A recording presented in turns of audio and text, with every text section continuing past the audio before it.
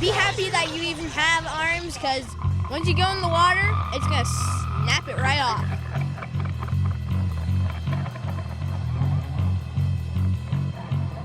Why did this little girl decorate her birthday cake with bloody doll body parts? It was about Jaws. There was arms everywhere and legs and a head and like blood around it. And why does this guy from Seattle, who's never been to Matawan, have a tattoo of the entire Matawan Creek running up his arm? Right here, and then it coils around my arm like that. For the same reason, hundreds of people are flocking to the beach this night in Seabright to watch Jaws. We humans are all a little obsessed with sharks.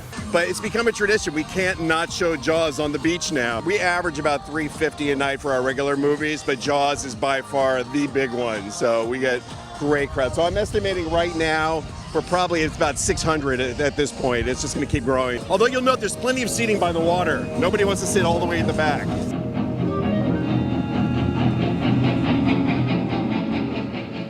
I'll catch this bird for you, but it ain't gonna be easy. Bad fish.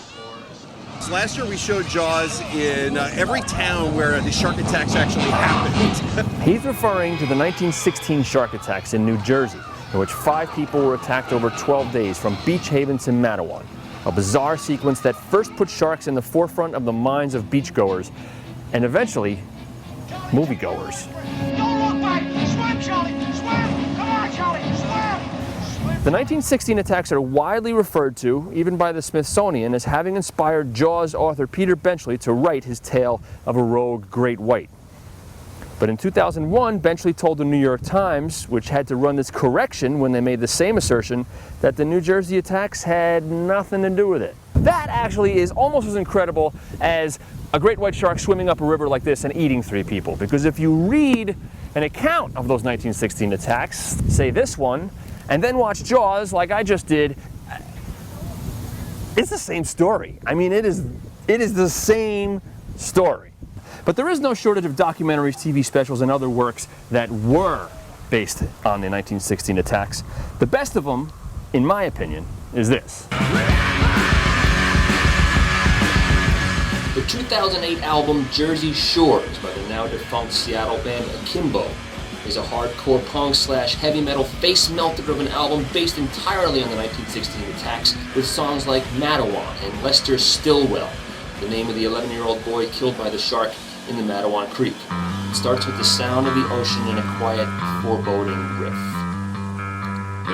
It's kind of one of those stories that's like, truth is stranger than fiction. It's like you almost couldn't even make a movie about that. Like Jaws is even a little bit more believable than some of the stuff that actually happened. Reading that story as an adult, sort of coupled with this, lifelong, almost like childlike obsession I've had with sharks and marine life, was just really inspiring. Did the other guys in the band, were they familiar with the whole story behind it too? And did they read the book, or did you just have to sort of...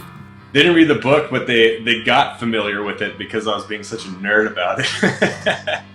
And then there's that map of the Matawan Creek, tattooed on his arm.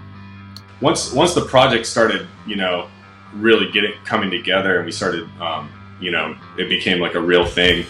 I started reading the book again, of course. So, I'm reading and rereading and, writing lyrics, and it's just one of those things where it's just, I don't know, it becomes an obsession.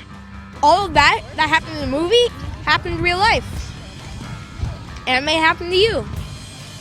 Or anybody, really.